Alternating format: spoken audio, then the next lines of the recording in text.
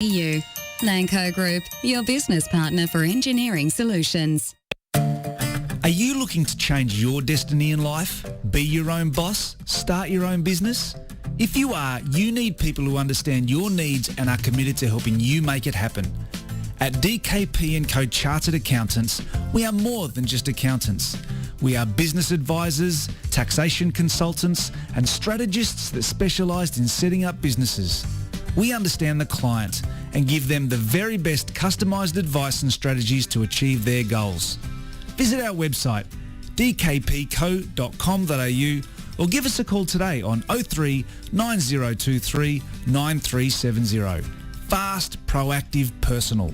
That's DKP & Co Chartered Accountants. Since 1998, Lanco Group has been providing superior civil engineering solutions and advice to developers, local government and service authorities across Australia. Lanco Group is known for delivering sustainable, efficient solutions.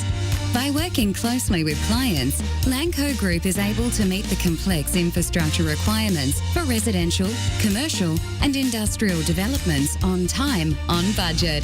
Find out more at lancogroup.com.au. Lanco Group, your business partner for engineering solutions.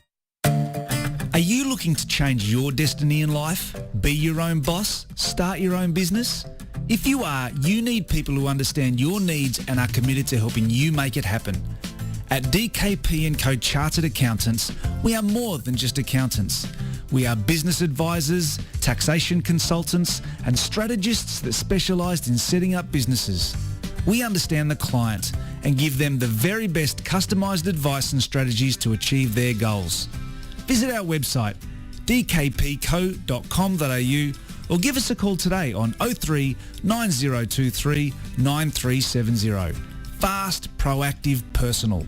That's DKP & Co Chartered Accountants.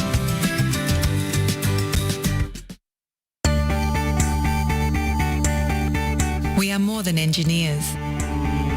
We are more than project managers. We are more than surveyors. We are more than infrastructure specialists. We are more than planners. So, who are we? We are problem solvers, providing the highest quality service and results. We are a team of skilled professionals, focused on customer needs and outcomes. We are 23 years of industry experience, adhering to the highest safety standards. We are Melbourne, and we are right across Victoria. We are the Lanco Group, your business partner for engineering solutions. Lanco Group. We are more than you realise, and we are ready to partner with you. Sometimes I feel, I don't know. Buona giornata, buona serata, buona giornata. There's not really time to relax and take an espresso for Juventus. You thought I forgot about you, didn't you? You thought I forgot about you, didn't you? Attaccare! Attaccare! Welcome to the Euro Show here on a Monday night on FNR Football Nation Radio. Nick Tabano and Josh Parrish in the studio. Of course, another big weekend of football happening all around Europe.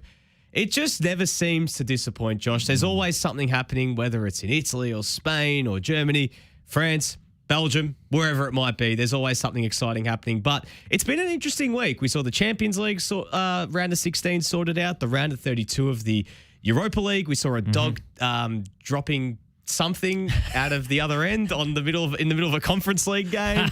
This sums up the Conference League, to be honest. It was a metaphor, really. And a lot of action happening this weekend. But first of all, Josh, how are you feeling, mate? I'm feeling good. I'm not feeling as full of myself as Zlatan Ibrahimovic is at 40. Yes.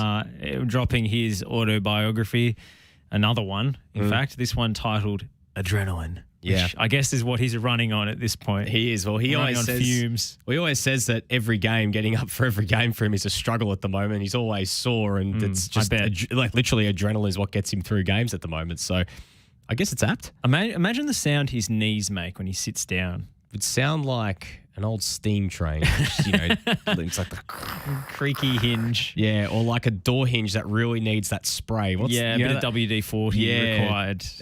But he's still scoring goals, and he doesn't like paying for fruit juice. That's one thing we have found out. If you want Zlatan's respect, do not ask him to pay for his sugary beverages. Yes. The man needs his fructose. Yeah, I think he paid. They said that when he was at Manchester United, he said he had to pay £1 from his multi-million-dollar salary, which is not just what Manchester United were paying him, every other endorsement and everything else in between.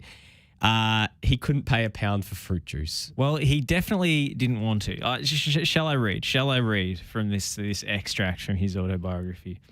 One thing surprised me. Everyone thinks of United as a top club, one of the richest and most powerful in the world.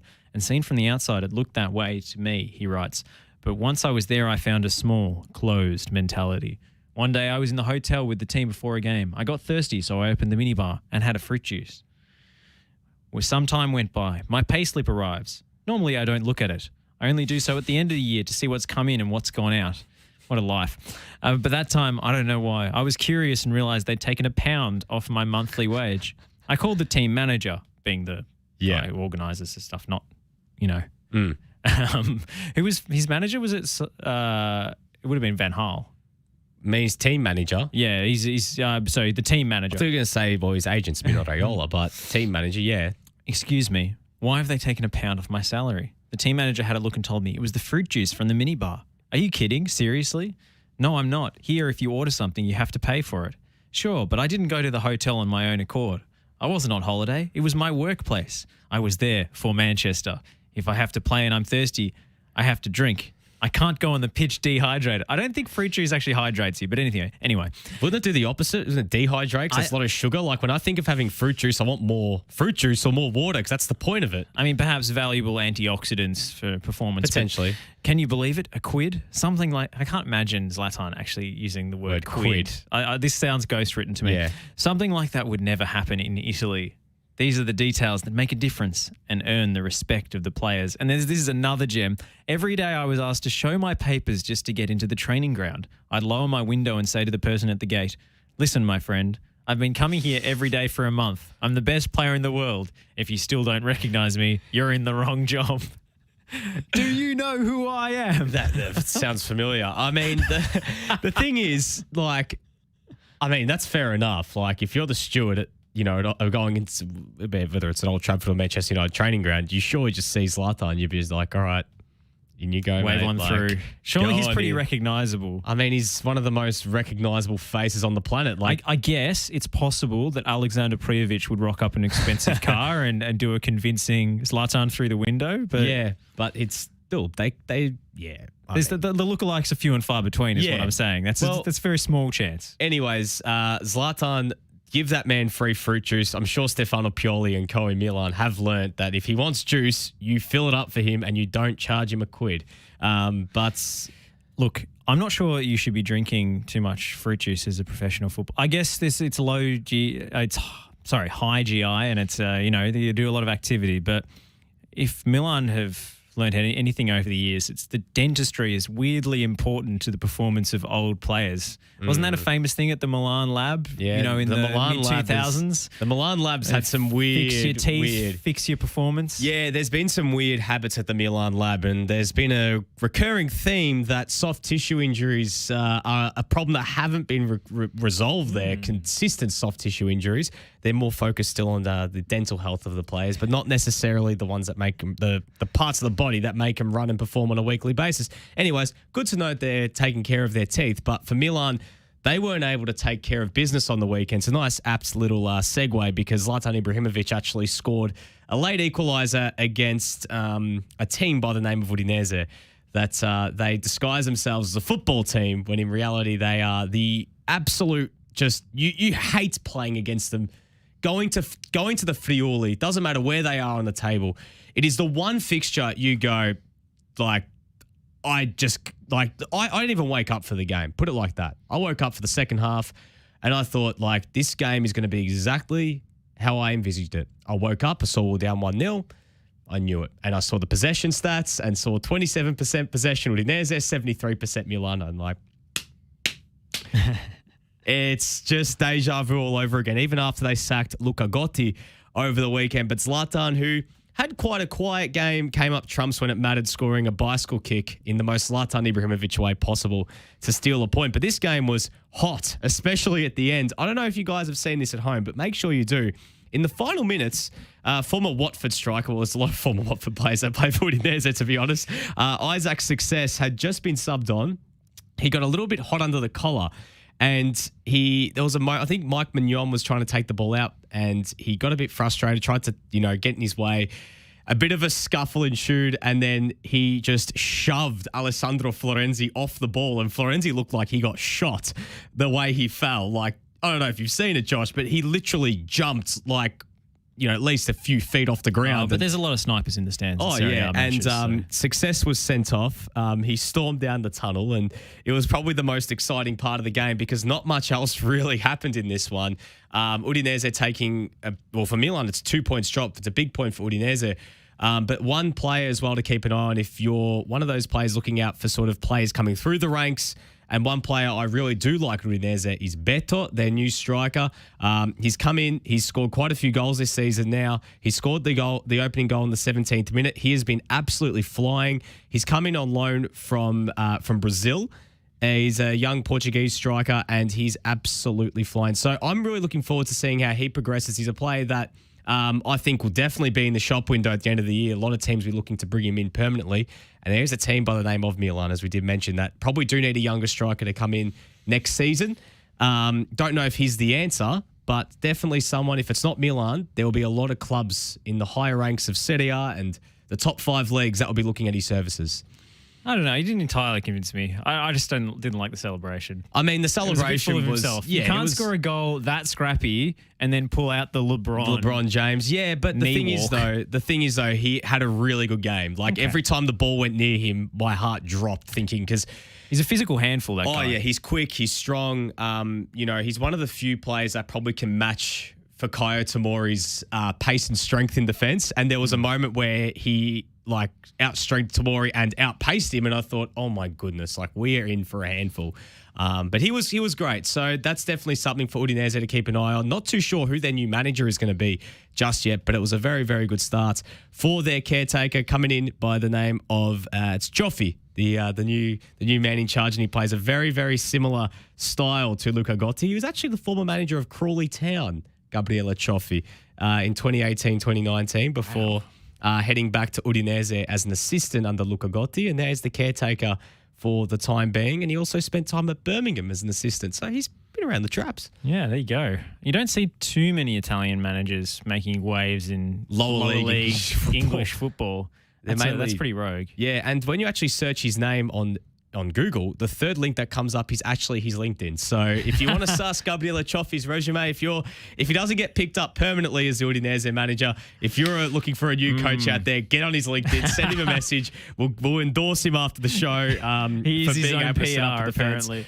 It's great. But anyways, in Serie A this weekend, it really was, again, another crazy weekend, as it always is. Inter, another win this morning, 4-0, convincing win over Cagliari. It could have been easily 8 or 9-0 if it wasn't for Cragno between the sticks. 24 shots on goal to 5, 15 of them on target, 76% possession to 24%. The difference is in Serie A, Josh, not like the A-League, that if you do have the ball on these occasions, it does actually equate to victories. Just not against Udinese, apparently. No, that's really the one sort of outlier. The exception that proves the rule. Yeah, and Atalanta as well came up with another win, 2-1 win over Hellas Verona, who have been very pecky throughout this season. Again, Giovanni Simeone scoring for Hellas Verona, but Miranchuk and Koopmeiners got the goals there for Atalanta. Napoli, though, 3 games now without a win in the league, dropping points at home to Empoli, who have been very impressive this season as one of the best of the 3 promoted sides, Salernitana and Venezia.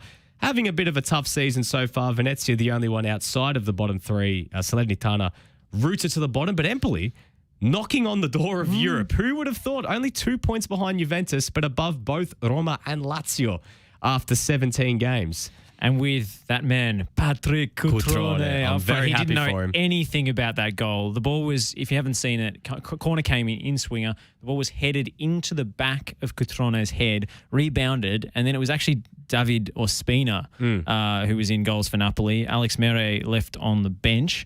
He let that one squirm through his grasp. He was way off balance and weirdly out of position. Didn't expect it. And Napoli pay the price. They had 30 shots in this game, but they couldn't score a goal. And I think they were a bit unlucky, to be honest. They peppered the goal. The injury problem's still very much apparent for Napoli. They went back to the back four, so a lot of players out in that back line and up top as well. They had likes of Unas starting at 10. They had Elmas, who usually is coming off the bench, along with Demme starting. Obviously, the back line is still completely ravaged. Insigne came off the bench. We know the rumours about his potential exit. Zambo Anguissa and Manolis. Well, Zambo Anguissa came off the bench, and Manolis, probably working his way back to full fitness, was on the bench but didn't play.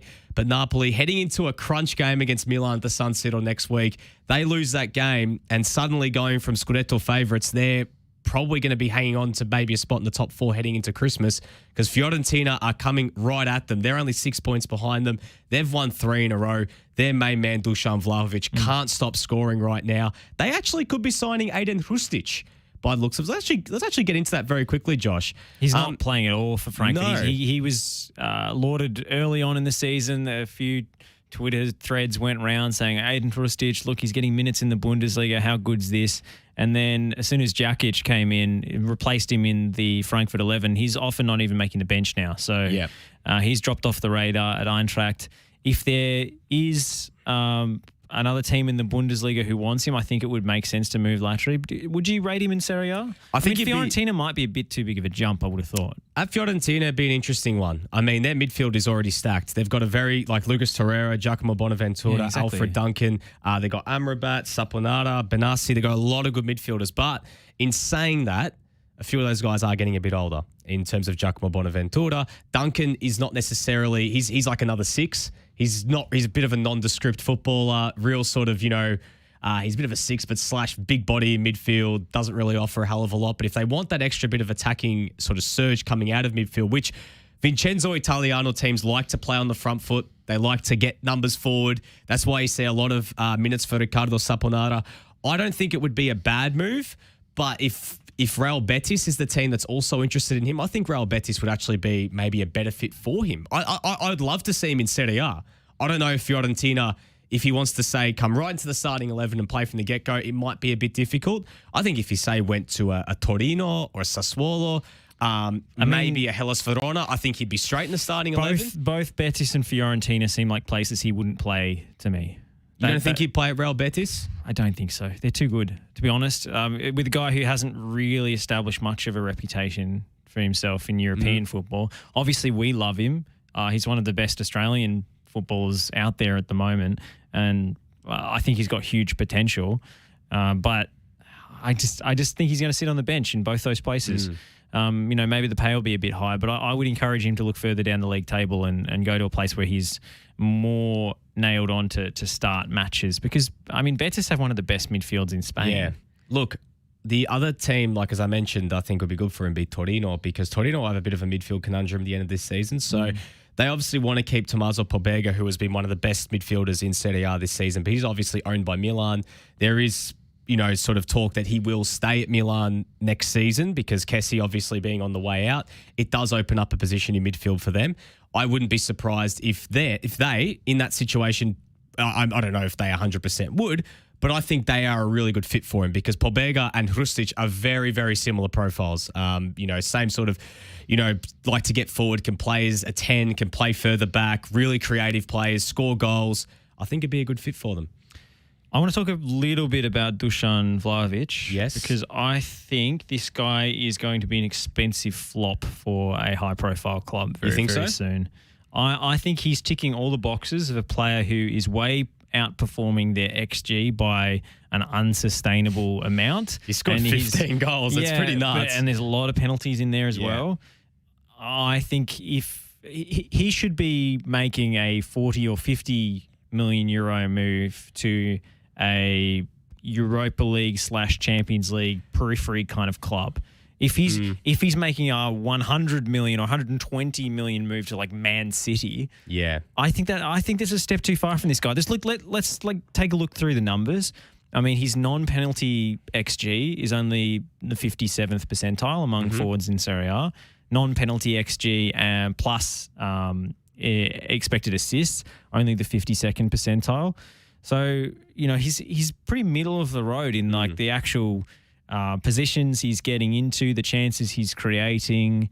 I mean, the goal tally looks very, very impressive. He's good in the air and he's obviously a good finisher, but is he this good? Is he going to continue to be this good? Because even the best strikers in the world only outperform their expected goals by about 20% or so, maybe 10%. Like that's. I think Vlahovic as well, one thing I have noticed watching a bit of him this season is that he does like to feed off the scraps as well. There's been a few goals. Remember the goal he did score against Milan was based off a mistake in the back. A couple of the times when bit of a mix-up, he's in the right place at the right time, pounce, you're in on goal. And those strikers have value, but do they have 120 million euro value? The thing is, though, one thing, Dusan Vlahovic is only 21.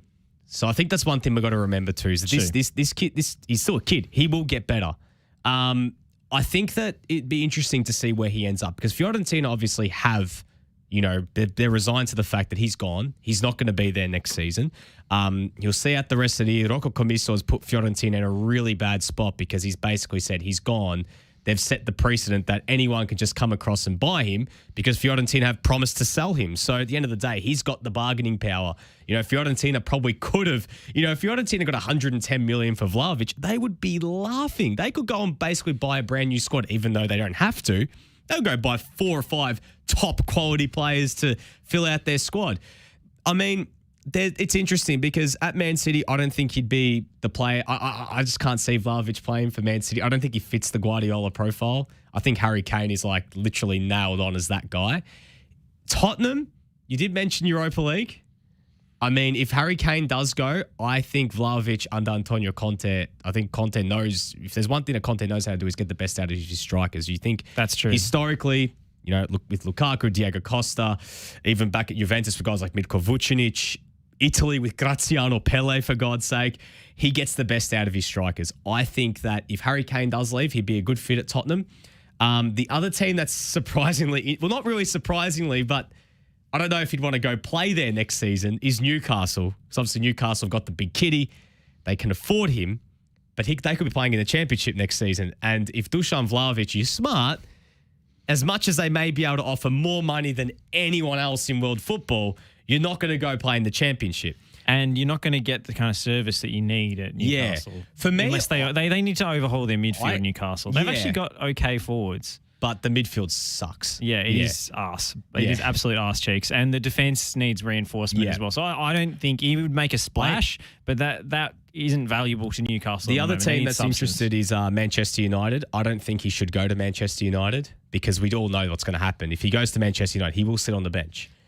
With Ronaldo still there, he's going to find that hard. If Vlahovic signs for Manchester United for an exorbitant fee, I will tear my hair out. Yeah, even as a Manchester United supporter. Could you imagine a less compatible signing based on what they have and what they need? But that is the Manchester United recent history of just buying players because their names. Absolutely plausible. Yeah. But does he fit the profile of a Ralph Rangnick forward? Don't think he does. No, because pressures, 19th percentile for pressures. Tackles, 5th percentile. He doesn't jump off the page in terms of his defensive statistics as a striker. He plays off the shoulder. He's not a hard worker. So do we need another Cristiano Ronaldo in the team? No. We're already having enough problems with the one we've got. I would love to see Vlahovic stay in Serie A. I know a team that any team in Serie A, considering that they would pump up the price tag for him anyway because they wouldn't want to sell him to any of their rivals, considering now Fiorentina are right back in the mix for Europe. But to be honest, I think he'd be a great fit. And I say this 110% true with this. I think he'd be a great fit at Inter. I think when Edin Dzeko now getting towards the end, Edin Dzeko is evergreen and that guy does things at his age, which I still can't believe he's able to do. I think he'd be a great fit as like a Dzeko replacement. I know that Dzeko will probably still be their man next year, but I would have loved to have seen him at Inter or another team. I can't believe I'm saying this, but Juventus. Because Juve at the moment, they're in a bit of an interesting predicament, right? Mm-hmm. Now, Paulo Dybala, I think him and Dybala would be an interesting front too. But then again, though, you've got to ask the question is, are they going to put the eggs in the basket of Moise Kean? Because he's not playing much. Is he the one that maybe makes way? Other than that, I don't think he'd be a good fit at Milan because we've seen with strikers of Vlahovic's profile. Have we written off Morata already? Is he just a bottle job? I like him. I don't mind Morata, but I think he gets a bit of a bad rap, and we know what Morata's like. He could get up one day and decide that he wants to go somewhere else. He could get up one day and decide he's had enough of football, and it's just because he seems like someone on whom the criticism weighs heavily. Absolutely, and I feel sorry for him in that sense. But he's a lost little lamb. He's so talented. Yeah, in terms of the other teams though, Milan, I mean, as mentioned, I think Milan need to move away from these sort of big-bodied strikers who are, not pressing forwards like Zlatan and Giroud. I think like it's been proven that when they play with Rebic or if they sign Belotti next season, that's what they have to do with the way Milan want to play. I think that allows for them to get the most out of Belotti's those a big-bodied striker. But Belotti runs. Yeah. Zlatan doesn't run. Giroud doesn't run. So that's a problem. Belotti's a lot more mobile. Yes. And he's got a much higher work rate than either of those And guys. Vlahovic, not so much. So, look, I reckon we'll see Vlahovic in the Premier League next season. I think that's probably the most. I think you're going to put your bets on now. Premier League would be compatible for him. I think it's going to be Tottenham. I think it will be Tottenham. I saw a report that he rejected Arsenal. I wouldn't mind him at Arsenal if you move on Aubameyang and you have him as the main man up top. I don't think it would be the worst thing. I think it's an overpay for Arsenal at this point. I think it's an overpay. But we've seen their problems with Aubameyang at the moment up top. Yeah, they do need a forward. I mean, Aubameyang and Lacazette, it's just not happening anymore. Well, Lacazette's out of contract, so he's gone. I don't think they're going to give Lacazette a new deal. I think he'll be off on a free. They've got issues with a lot of their other forwards are like sort of inverted forwards / wingers, guys like Martinelli and Nicola Pepe. I mean, Nketiah, I think, has a lot of potential, but he hasn't been given, a full. Does Arsenal have run. too much of the ball for Vlahovic to be successful? Yeah, we've been told by Procure, our producer, obviously the resident Arsenal fan here, Balogun as well, but obviously he's still very young, and I think he does need some time out on loan to actually develop. I don't think Nketiah is going to be a thing either. I mean, I still have faith in Nketiah, but I don't think he's going to be the guy at Arsenal. He could be a guy, but not. I think the guy. I wouldn't be surprised if we see Nketiah one day sold to. So he's rejected a new contract, apparently. Sources say. Yeah. Honestly, like Nketiah screams to me he'll be playing for Leeds probably next season or some other mid-table Premier League side. But anyways, Josh, look, let's leave the Serie A chat for just a second. Otherwise, we're going to give the Juve fans a bit more to ponder over because the fact that they drew with Venezia on the weekend. We don't want to upset the Juve fans too much. I mean, we give it to them enough as it is. But when we come back, we'll dive into La Liga. I mean, it's been a bit of an interesting weekend, not just on the field, but off it. We've got a bit going on in terms of ownership of the league. Well, it's sort of ownership. There's some private equity deals going on, which have angered the big two and Athletic Bilbao, weirdly. But this has major implications for the league and its future profitability and also its current profitability. So let's get into that after the break. Are you looking to change your destiny in life? Be your own boss? Start your own business? If you are, you need people who understand your needs and are committed to helping you make it happen. At DKP & Co Chartered Accountants, we are more than just accountants. We are business advisors, taxation consultants, and strategists that specialise in setting up businesses. We understand the client and give them the very best customised advice and strategies to achieve their goals. Visit our website, dkpco.com.au, or give us a call today on 03 9023 9370. Fast, proactive, personal. That's DKP & Co Chartered Accountants.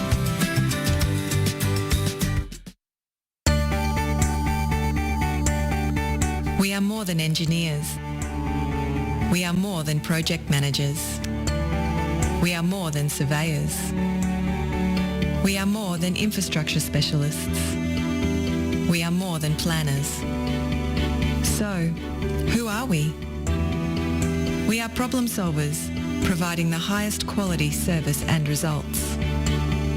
We are a team of skilled professionals, focused on customer needs and outcomes. We are 23 years of industry experience, adhering to the highest safety standards. We are Melbourne, and we are right across Victoria. We are the Lanco Group, your business partner for engineering solutions. Lanco Group. We are more than you realise, and we are ready to partner with you. Are you looking to change your destiny in life? Be your own boss? Start your own business? If you are, you need people who understand your needs and are committed to helping you make it happen. At DKP & Co Chartered Accountants, we are more than just accountants. We are business advisors, taxation consultants, and strategists that specialise in setting up businesses. We understand the client and give them the very best customised advice and strategies to achieve their goals. Visit our website dkpco.com.au or give us a call today on 03 9023 9370. Fast, proactive, personal. That's DKP & Co Chartered Accountants. Sometimes I feel, I don't know. Buona giornata, buona serata, buona giornata.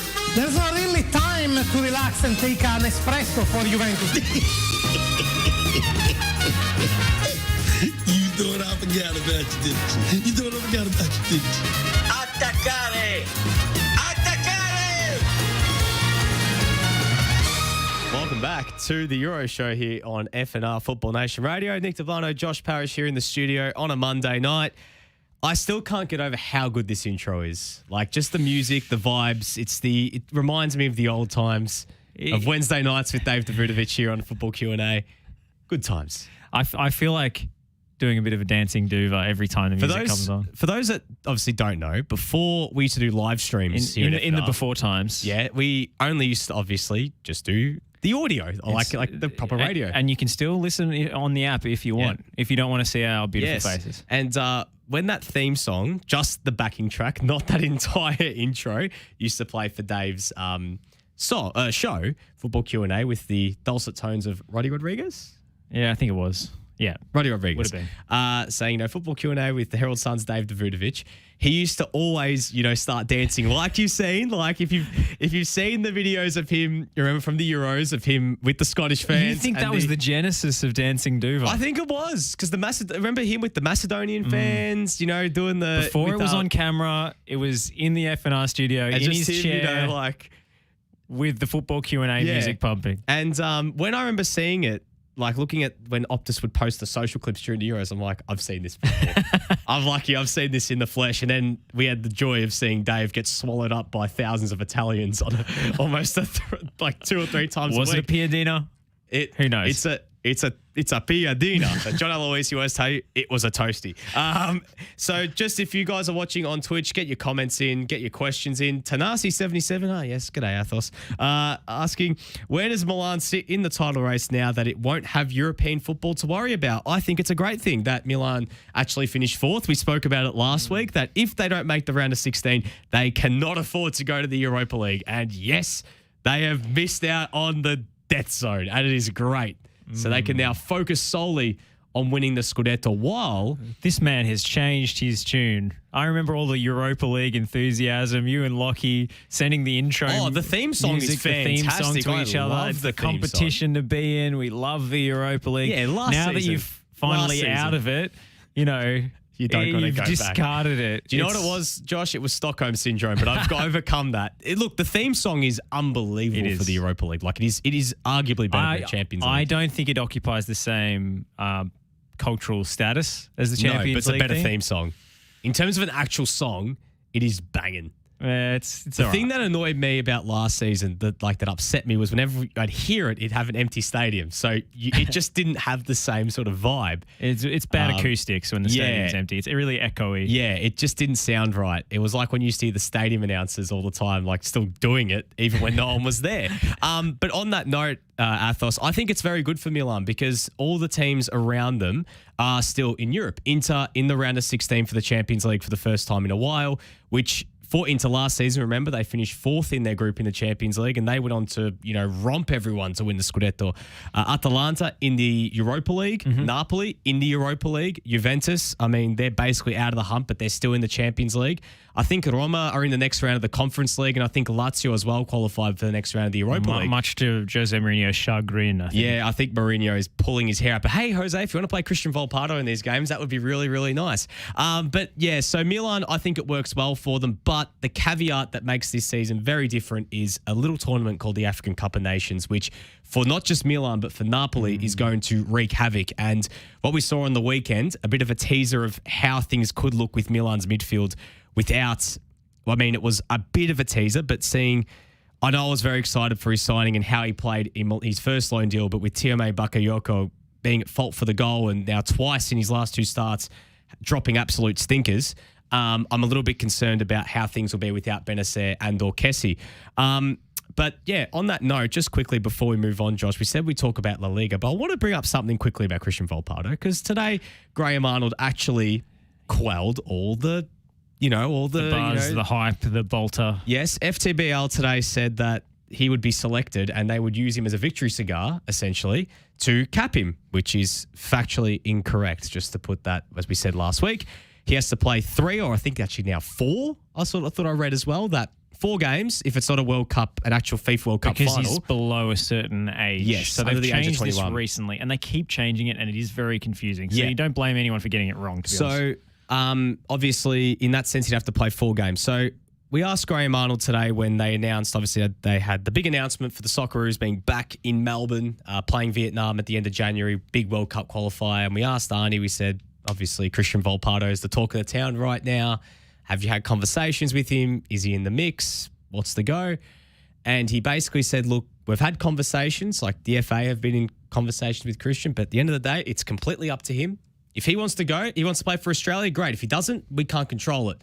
But he said, I'm not going to pick him, and play him for a few minutes just to get it done. He's like, he has to earn it, but also it's not fair to Christian Volpato that his debut, think about it, making an international debut, tokenism. It's like it's a throwaway thing just to get you on the pitch and get it over and done with. It's like a diplomatic, relations move in terms of thinking about, basically going, Italy, stuff you, we're going to cap him and play him for 1 minute against Vietnam. I don't think that's fair, and he said it as well. It's not fair to him because you want to have a memorable debut. I mean, talk about football admin.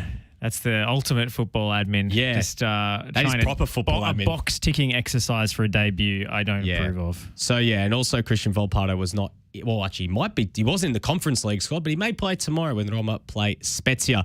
Josh, let's move on to La Liga. Big weekend with some massive results. Real Madrid 2-0 win over Atleti.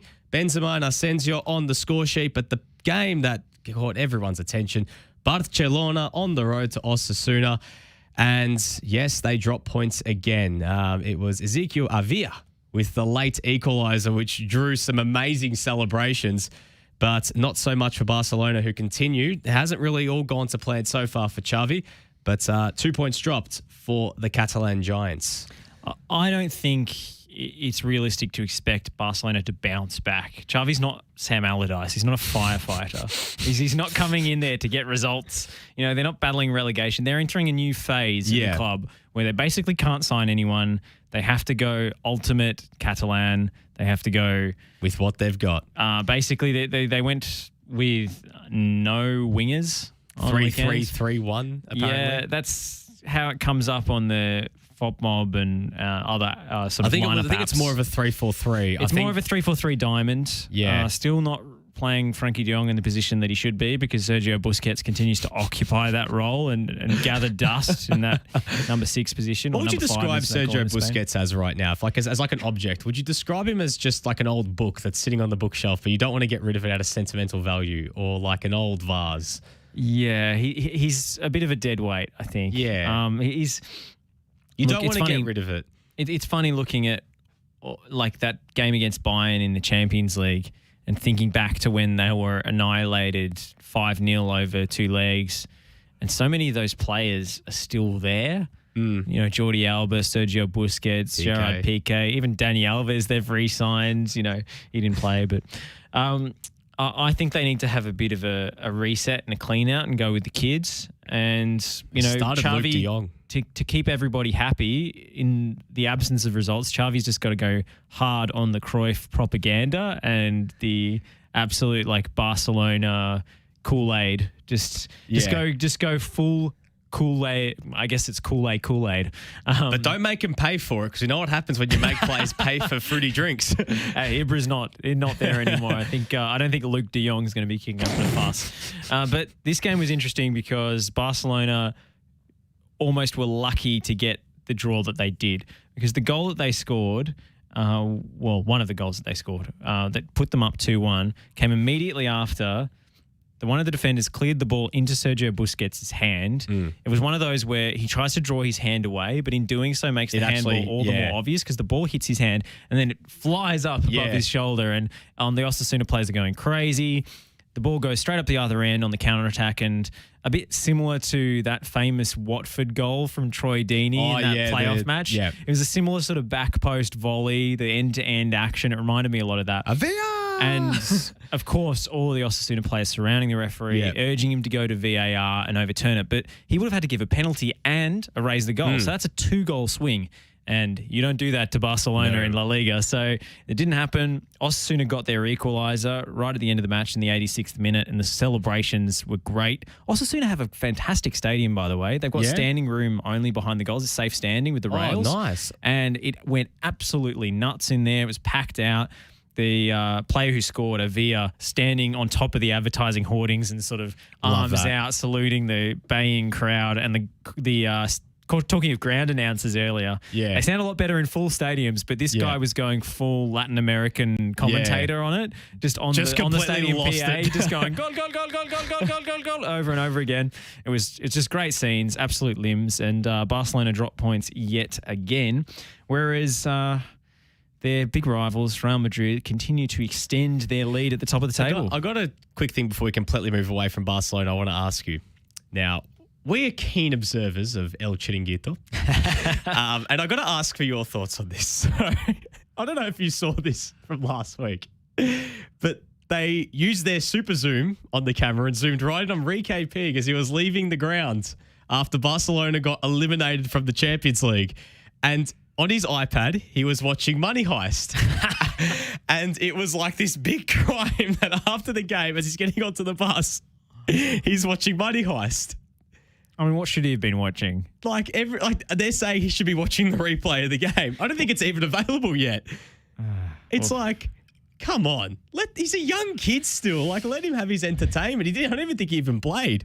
The guy's been rotting on the bench all season. I mean, just let him blow off some steam. Jeez. I know. I mean, no wonder players are so closed off to the media. No wonder the only media personality that players seem to want to talk to in interviews in Spain is that random Twitch streamer. Yeah. Because he makes them feel comfortable. When you've got a sensationalist media in Spain, I'm taking this way too seriously for El Chiringuito, but when you've got a media in Spain who's like hyper analysing every little detail, no wonder everybody covers their mouths when they talk to each other. It's just when you've got, it's toxic. Jose Pedrerol, sitting there in a chair with an hourglass at the moment, rubbing his hands together, waiting, tic-tac. The Xavi effect. And you got, Soria Cristobal yelling and coming in with a fan and everything, and just the absolute madness of El Chiringuito. I got to say, though, like, El Chiringuito is great entertainment. It's like Jerry Springer for football. But how do people, do people in Spain, just out of curiosity, do they take it seriously, or are they, aware that this is just some sort of entertainment that they can watch late at night where they can switch off their brains for an hour and just go, this is just a laugh? Because they take this really seriously. I mean, there's a significant commitment to the bit on behalf of the presenters. And the production as well. Yeah. Oh, my goodness. It's really hammy, but I mean, surely the viewers find this humorous. Yeah. Some of the stuff they do with the camera work. Like there was one the zooms where one of the Barcelona supporting presenters, I don't know all their names, was decrying the state of Barcelona, and then they did a split screen kind of fade that looked like a dream sequence with Thomas Rancero's just grin on the other side, and it was just. I got to ask, would you like to see an El Chiringuito of Australian football? Ooh. Or is that already the national curriculum? No, there's too much serious analysis on that. Maybe that's what we can do here at FNR. We can do something completely over the top. I reckon Christian Volpato would be the biggest talking point in episode 1. Could you imagine us having a camera outside of, say, Amy Park, just zooming in on what, say, Andrew Naboo is watching on his phone as he's leaving, or what, I don't know, like what Portuguese reality show Roderick Miranda's watching or what Francesco Margiotta gets up to. Like, I just think it would be complete madness. Look, I don't think it should happen because I think it would just be complete chaos. I think Santos, Sam and Ed would be great, but that's a story for another day.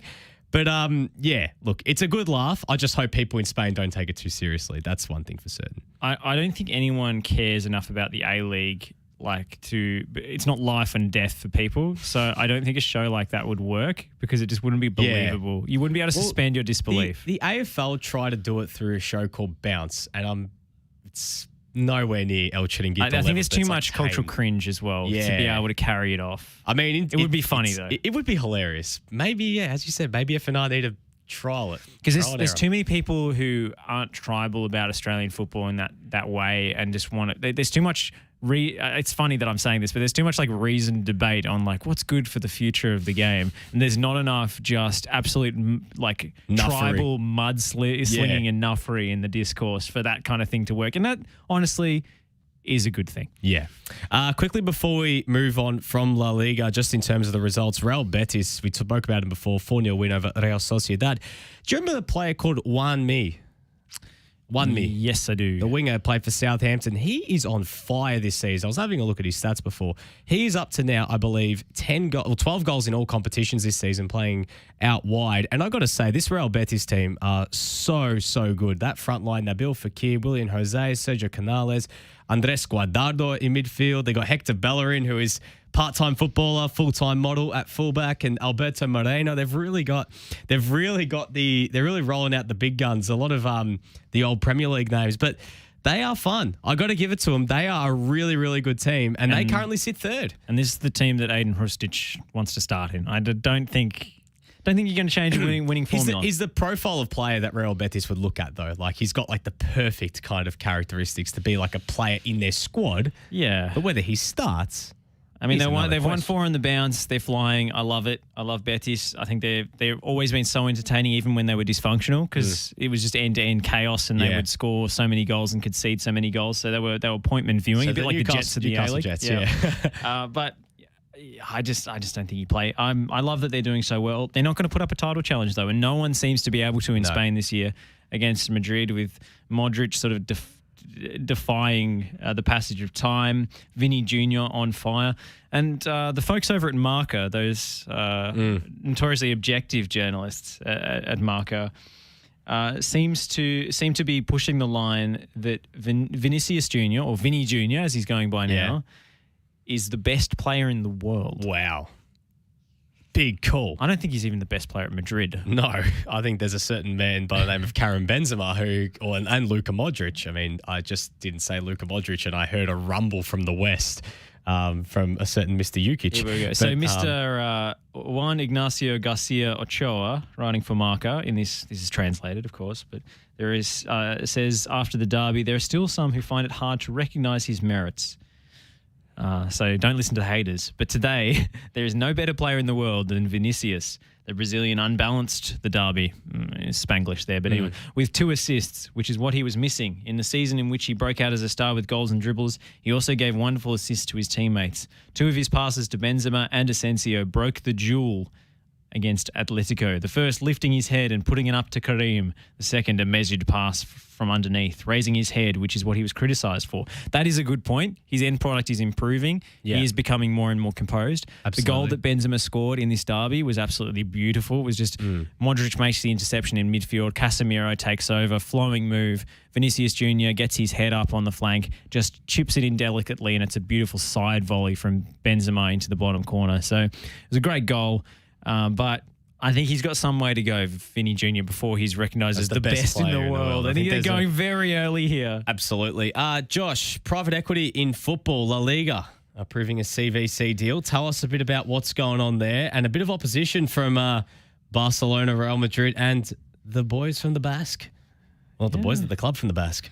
Athletic Bilbao are against it as well. But La Liga have approved a 2.1 billion euro investment deal with a private equity firm called CVC Capital Partners.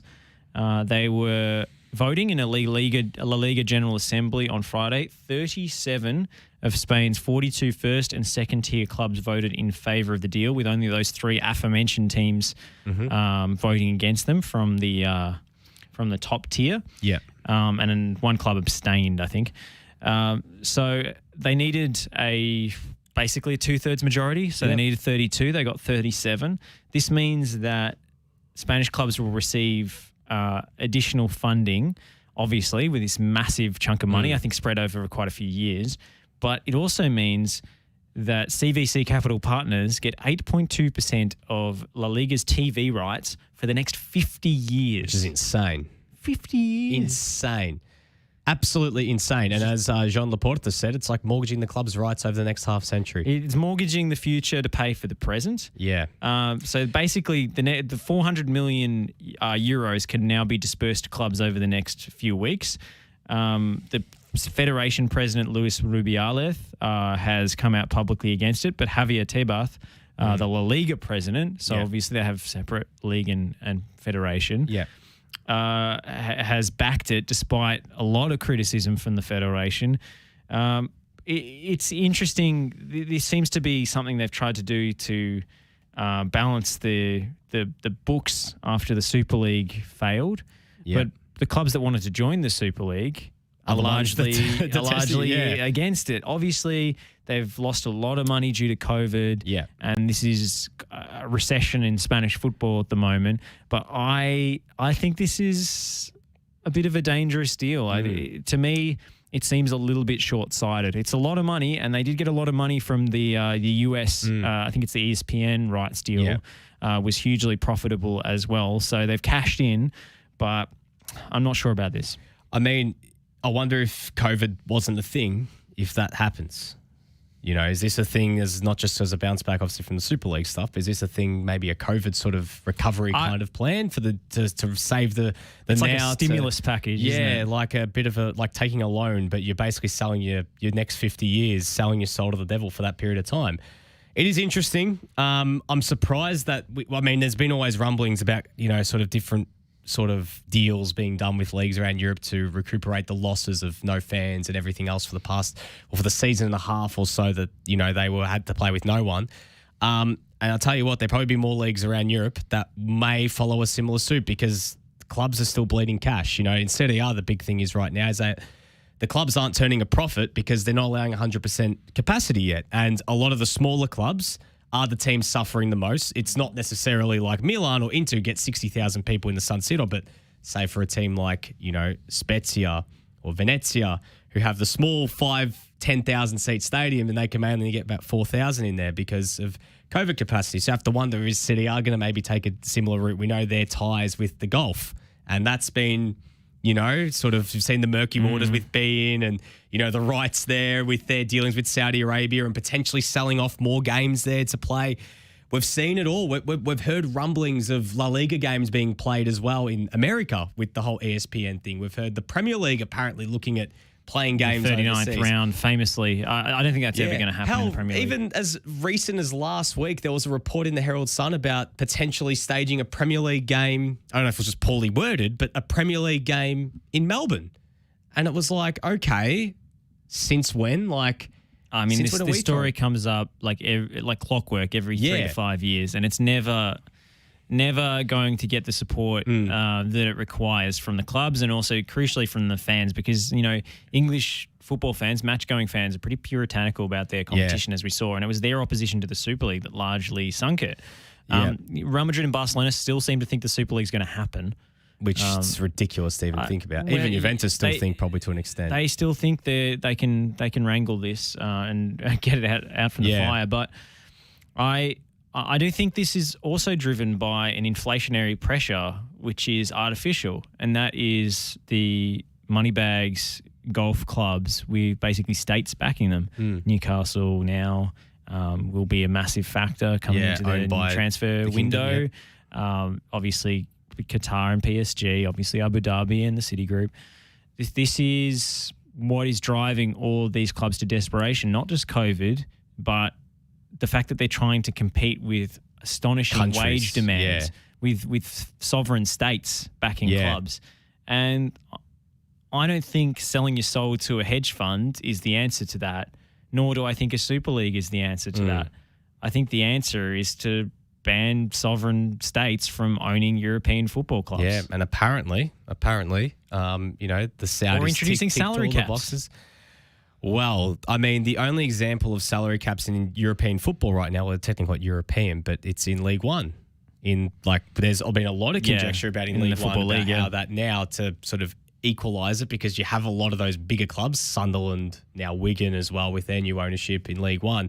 There's always been talk like, how can these clubs afford these players? But at the end of the day, they're fitting under a salary cap. It's a pretty big salary cap. At the end of the day, it's League One. It's not the A-League. Yeah. But still, I mean, it does allow for teams like you see Plymouth Argyle rising up. You see other sort of smaller League One, recently promoted League Two teams starting to shoot up the table because it's an equalisation method. I don't think that would go down very well in the big leagues, though. I don't know how that would go down in, say, the Premier League or the Serie A. I think a redistributive luxury tax, salary cap plus luxury tax arrangement would be fantastic. I don't think it's ever going to happen. Could you imagine if there was like it's like a system like the NBA where like you're just getting trades? The problem is, because football's a global sport, it's harder to control those dynamics. Yeah. I don't think the Players Union would like it. I don't think the big clubs would go for it because there's always rent seeking in places where it doesn't apply. So honestly, this has to come from UEFA. Yeah. Or has to come from FIFA. And I don't think FIFA are going to do that. Let's be real. I think FIFA's concern right now is to get another World Cup in, which I think is BS. Taking money out of the game is not in FIFA's remit, in the interests of balance. Just quickly, I know we didn't mention this off the top, but I just saw this recently, just as we'll, getting our points together. Joshua Kimmich, he's come out and said he regretted not getting vaccinated earlier. I mean, COVID right now in Europe is starting to hit, I believe, a fourth wave. There's been lockdowns in Germany, fans banned from stadiums there. Same in Holland and some other states, lockdowns of unvaccinated people in those countries. And I've got to ask the question, with the rise of Omicron, now I know we're not epidemiologists here and we're not, the political, I'm not a scientist, but to paraphrase Ange Postecoglou, I'm not an ologist of any kind. But in terms of the situation, do you think that some of these European countries, considering how much more COVID there is over there needs to be a look at mandatory vaccination for players similar to here? Because, we don't have mandatory vaccination for players. We have mandatory vaccination for venues. And that's a different thing. Well, in Victoria, it's mandatory for professional athletes. Okay. Yeah. All right. I'm saying, do you think the AFL has a mandatory league-wide, one? though. I mean, there are some players who can play home games, but they can't play away games. Yes, but I mean, in some leagues in Australia, in different codes, it is mandatory now. Do you think that they should look at some sort of situation? In the NFL, they've got and same with the NBA, a system where basically if you're vaccinated, you live a normal life outside of, when you're not part of the team. But if you're unvaccinated, you have to live by a specific set of rules, to be fit. You're mandatory, like regular testing and everything else, because we're seeing recently with a lot of teams right now, we're going through deja vu again. Tottenham has been the big one.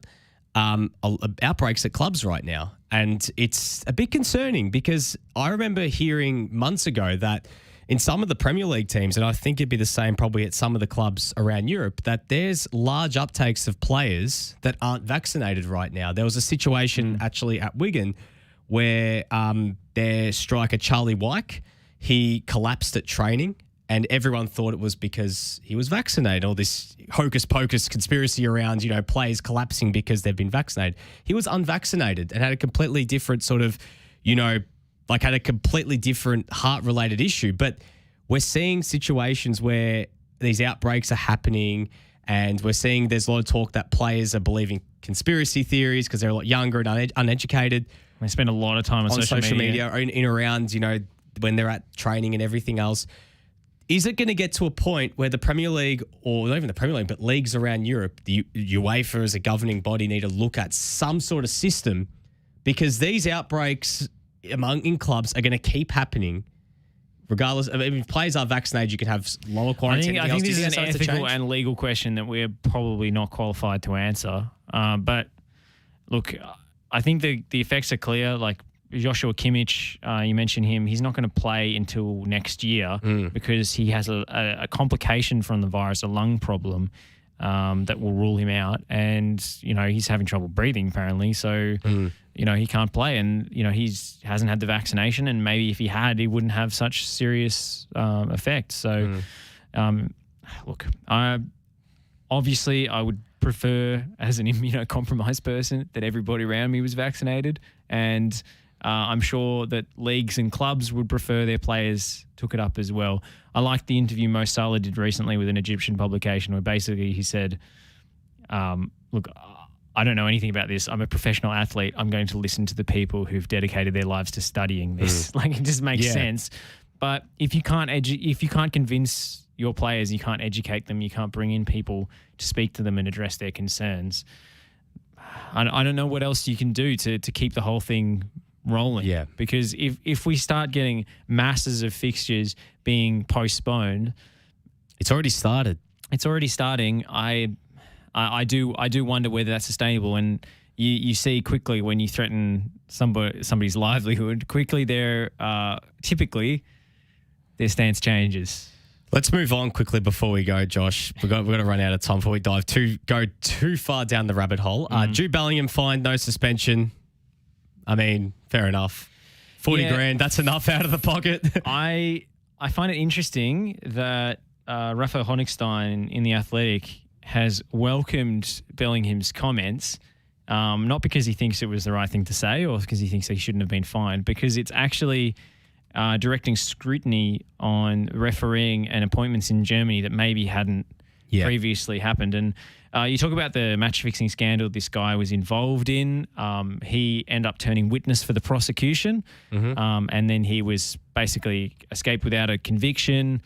He didn't actually do anything to influence the game, because sometimes when you fix a match, the team that you wanted to win wins anyway, and you didn't have to intervene in any way. It's not the Luciano Moggi situation of selecting different referees and, He was given 300 euros by someone who was orchestrating this and saying, I've got to make sure this team wins today. He accepted the bribe. They won anyway, and then he stewed on it for quite a while, and then he ended up self-reporting, going to being a whistleblower. Yeah. So it's not quite the same as saying this guy is a match fixer. But the controversy about this is this guy was able to continue refereeing and then rise to the top of German football as their best referee over the next 10 years because the federation kept it secret. Yeah. So, I mean, in the interest of transparency, I think that Bellingham's comments are welcome. Obviously, it was publicised. Otherwise, Bellingham wouldn't have necessarily known about it. So he wasn't breaking the story. It was publicised by a German newspaper a few years ago. But I think it's directed more focus on this, and that's probably a good thing given the way that the German FA tried to sweep this under the rug. Yeah, absolutely. But he was always going to get fined.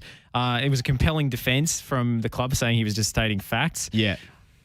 I think we're a bit beyond that. I don't think he can go out and say that in the post-match interview about a referee. But he's taken one for the team, and good on him. Yeah.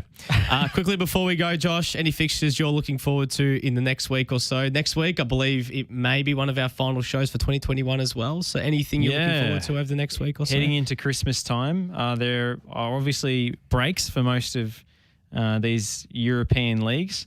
But Serie A's got quite a few games coming up before the break. The last game is on the 23rd of December. Milan Napoli next Monday. It's going to be interesting to see what kind of team Napoli are able to put out. I think Manolas was on the bench, so maybe he can come back into the starting 11, on the bench, try and solidify that defence and get them back to somewhere approaching where they were at the start of the season with that electric form. Elsewhere in Europe, I mean, La Liga is already kind of looking over, to be honest. Madrid is surging ahead, but I think Sevilla Atletico Madrid will be a good game. Sevilla always good to watch. Atletico, I'm interested to see whether Diego Simeone is willing to put Griezmann and João Felix in the same starting 11, because they don't seem to be compatible in his plans, let's say. And that disappoints me, given how much money they spend on João Felix and given how highly I regard him. They seem to replace each other a lot of the time, and that's disappointing. And it's annoying because Atletico, on paper, improved in the offseason, and the product on the field has actually got worse. Yeah, so which I is a think concern itself. that needs to turn around, because at a certain point, if you're still playing underdog football with a team as talented as this squad, then you're holding the club back. And that's an extraordinary thing to say about Simeone, I know, given how much he's done for Atleti, but I'm keen to see him modify his approach slightly. Just a few concessions to maybe putting a few more attacking players out in the park at the same time, because, Griezmann does a lot of defensive running. He's not a liability out there. I think Atletico could be a lot better than what they're showing. So hoping to see that against Sevilla. For me, Josh, the game, obviously, as you mentioned, Milan and Napoli is going to be massive next Monday. That's been earmarked in the fixture for a very long time. It's a shame it's not first, second anymore, but it's going to be a cracker nonetheless. If you're a bit of a football hipster, tune in on Sunday night. Fiorentina Sassuolo at 10:30 p.m. next Sunday. That is going to be an absolute belter, in the words of a certain Football Victoria commentator. But it is going to be a cracking game if you want to watch high-octane end-to-end football. And if you haven't watched Dusan Vlahovic, as we've spoken a lot about him, you want to gauge your own opinions, this is your chance to do it. And there's a lot of other players on that Sassuolo side. If you love those up-and-coming youngsters, a man by the name of Gianluca Scamacca and Giacomo Raspadori, they're the two to look out for. So if you've got a game that you want to watch, it's at a good time of 10:30. Oh, nice. Okay. There's a lot of Formula One fans who are finishing up for the season. They need something new to watch on a Sunday night. This is your ticket. I'm telling you now, if you love football and you are a Formula One fan, you want to watch something on Sunday night, which won't have a dubious finish, this is the one you're going to go and suss. You cannot promise There'll be no safety laps this time around. It'll be high-octane end-to-end football. And you can watch Dusan Vlahovic and see whose side you come down on. Are you Team Josh or Team Nick? Yeah. Me with my nerdy stats, or Nick looking at the goals tally and saying, he's pretty good. And if you just love great strikers as well, just watch on the other side of the pitch, because a man named Gianluca Scamacca, who is literally just an absolute baller, and he has the look of just pure cult figure. I wouldn't want to run into him in a dark alley, let's be honest. And neither would I want to run into his dad either. But that's a story for another day. It's time for us to say goodbye here on the Euro Show on FNR Football Nation Radio. Missed any of it, head over to Spotify, Apple Podcasts, wherever you get your podcasts. Catch up on it. Even go back to Facebook or Twitch. Go watch the live stream if you want to see our face. But we'll be back again for the final episode of 2021 next Monday night from 6 p.m. Nick Tabano, Josh Parrish here in the studio. We'll see you then. Sometimes I feel, I don't know. Buona giornata, buona serata, buona giornata. There's not really time to relax and take an espresso for Juventus. You thought I forgot about you, didn't you? You thought I forgot about you, didn't you? Attaccare!